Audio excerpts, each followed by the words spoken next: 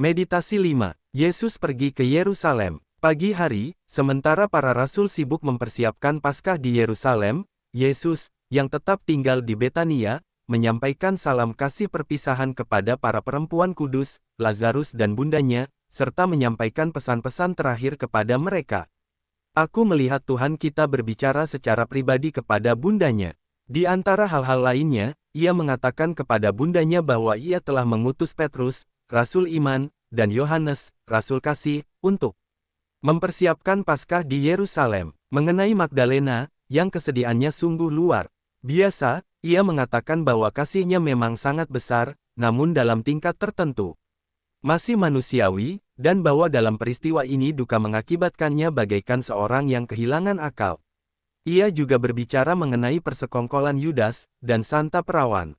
Berdoa dengan sungguh untuk sang pengkhianat. Yudas, lagi, meninggalkan Betania menuju Yerusalem, dengan dalih membayar hutang-hutang yang belum terlunaskan. Ia menghabiskan sepanjang hari dengan bergegas kian kemari, dari satu Farisi ke yang lainnya, mematangkan rancangan-rancangan akhir bersama mereka. Kepadanya ditunjukkan para prajurit yang dipersiapkan untuk menangkap pribadi juru selamat ilahi kita, dan ia menjadwalkan segala perjalanannya dari sana ke sini agar dapat menjelaskan kepergiannya. Aku melihat segala rancangan dan pikirannya yang jahat. Pada dasarnya, Yudas seorang yang penuh semangat dan sedia menolong, tetapi sifat-sifat baik ini terhimpit oleh ketamakan, ambisi, dan dengki. Nafsu-nafsu jahat yang tak pernah ia kendalikan.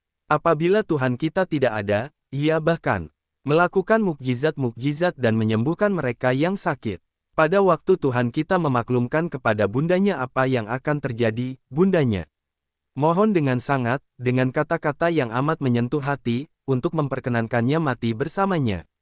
Tetapi, Yesus mendorong Santa Perawan untuk menunjukkan ketegaran hati dalam duka cita lebih daripada para perempuan lainnya. Mengatakan bahwa ia akan bangkit kembali, dan menyebutkan nama tempat di mana ia akan menampakkan diri kepadanya. Santa Perawan tidak banyak mencucurkan air mata, namun demikian duka citanya tak terlukiskan, ada sesuatu yang sangat memilukan dalam tatapan matanya. Tuhan ilahi kita menyampaikan terima kasih, sebagai seorang putra yang terkasih, atas segala kasih sayang bundanya kepada dirinya, dan ia mendekapnya erat dekat hatinya. Yesus juga mengatakan kepada bundanya bahwa ia akan mengadakan perjamuan malam terakhir bersamanya, dalam roh, dan menyebutkan jam bila mana bundanya akan menerima tubuh dan darahnya yang maha suci. Lalu sekali lagi ia, dengan kata-kata yang merenyuhkan hati, mengucapkan selamat tinggal kepada semuanya, dan menyampaikan kepada mereka masing-masing nasihat yang berbeda. Kira-kira pukul 12 siang, Yesus bersama 9 rasulnya pergi dari Betania ke Yerusalem, dengan disertai pula oleh 7 murid, yang, terkecuali Natanil dan Silas, datang dari Yerusalem dan daerah sekitarnya. Di antara mereka adalah Yohanes, Markus, dan putra janda miskin yang pada hari Kamis sebelumnya mempersembahkan 2 pesernya di Bait Allah, sementara Yesus berkhotbah di sana. Yesus mengajak serta putra janda itu dalam rombongannya beberapa hari sebelumnya. Para perempuan kudus berangkat kemudian. Yesus dan rombongannya berjalan berkeliling Bukit Zaitun sekitar lembah Yosafat, dan bahkan hingga ke Bukit Kalvari. Sepanjang perjalanan panjang itu, tak hentinya ia menyampaikan pesan-pesan kepada mereka. Ia mengatakan kepada para rasul, di antara hal-hal lain, bahwa hingga saat itu ia telah memberikan kepada mereka rotinya dan anggurnya, tetapi pada hari ini ia akan memberikan kepada mereka tubuhnya dan darahnya, dirinya sendiri seutuhnya. Segala yang ada padanya dan segenap dirinya. Ekspresi wajah Tuhan kita begitu menyentuh hati saat ia mengucapkannya, hingga seolah segenap jiwanya meluncur keluar dari bibirnya.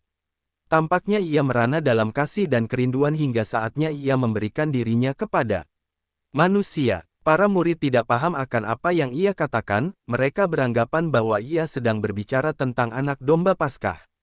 Tak ada kata-kata yang dapat cukup menggambarkan kasih dan penyerahan diri yang diungkapkan Tuhan kita dalam pesan-pesannya yang terakhir di Betania, dalam perjalanannya menuju Yerusalem. Ketujuh murid yang telah mengikuti Tuhan kita ke Yerusalem tidak terus menyertainya, melainkan mereka membawa jubah-jubah untuk keperluan upacara Paskah ke ruang perjamuan, dan lalu kembali ke rumah Maria, ibunda Markus. Ketika Petrus dan Yohanes tiba di ruang perjamuan dengan piala, segala jubah perlengkapan upacara telah ada di ruang depan, di mana para murid dan teman-teman mereka menempatkannya. Mereka juga telah menggantungkan tirai-tirai pada tembok, membersihkan lubang-lubang yang tinggi di sisi-sisinya, serta menempatkan 3 buah lentera.